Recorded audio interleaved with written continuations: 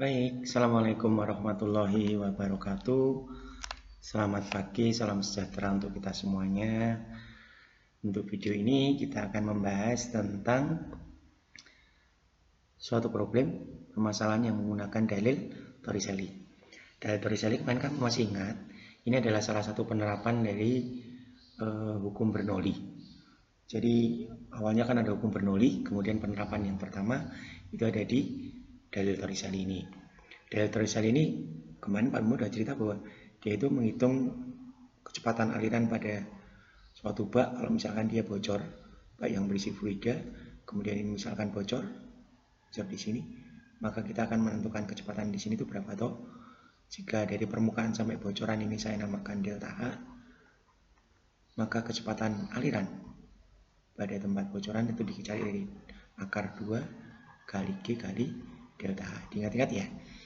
Delta H yang dipakai adalah jarak dari permukaan air, permukaan fluida sampai ke tempat bocoran. Yang kedua ada modifikasinya. Kalau kita mau mencari jarak mendatar yang ditempuh air, kemarin kita pakai X sama dengan V keluarnya bocoran, dikalikan akar 2H per G. 2H per G. Hanya saja untuk yang X, untuk jarak mendatar maksimum, H yang dipakai itu adalah H dari tempat bocor sampai ke permukaan tanah. Ini H2. Ini saya namakan H2. Jadi kalau untuk menentukan jarak mendatar maksimum, H yang dipakai adalah jarak dari tempat bocor, lubang bocor, sampai ke permukaan tanah. Nah, ini persamaan dalil Torricelli. Salah satu penerapan yang pertama dari hukum Bernoulli. Baik, yuk kita sekarang coba bahas contoh soalnya di sini. Nih, diketahui tangkinya lubangnya bocor, kemudian nih ada orang lihat bocor tuh, airnya mengalir keluar. Jarak lubang ke tanah adalah 10 meter. Menurut kamu ini sebagai delta H atau H2? Betul, ini jadi H2.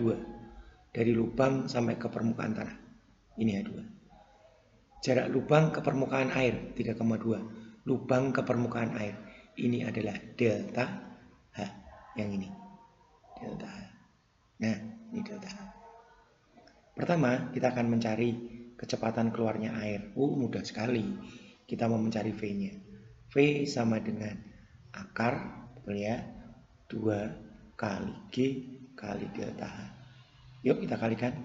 Akar 2, G-nya tidak diketahui berarti dia 10, delta H-nya 3,2. 10 kali 3,2 itu dapat 32, kalikan 2 itu akar 64, maka akar 64 itu sama dengan 8 meter per sekon. Itu kecepatan air yang keluar dari lubang bocoran. Yang B kita diminta mencari jarak mendatar terjauh yang dicapai air. Berarti kita harus cari X, betul ya? Ketika saya mau mencari X, tinggal V kalikan T, di mana T-nya adalah akar 2. Nah, yang dipakai sekarang adalah H2 per G. Coba kita masukkan 8 dikalikan akar 2, H2-nya itu 10 per G-nya 10. Kita coret, berarti jarak mendatar maksimumnya adalah 8 akar 2 meter. Nah, gampang sekali ya dari Torricelli. Diingat ya persamaan-persamaannya ketika saya mau mencari kecepatan aliran yang keluar dari lubang bocor, berarti tinggi yang saya pakai adalah tinggi dari permukaan fluida, permukaan air sampai ke lubang bocor, atau dinamakan delta H. Tapi ketika mau menentukan jarak mendatar maksimum yang ditempuh air, maka H yang dipakai adalah jarak dari lubang bocor sampai ke tanah, atau bisa juga dinamakan sebagai H2. Nah, ini tadi penerapan yang pertama dari hukum Bernoulli, yaitu asas Torricelli. Oke, itu dulu. Saya akhiri dulu untuk video kali ini. Terima kasih. Assalamualaikum warahmatullahi wabarakatuh.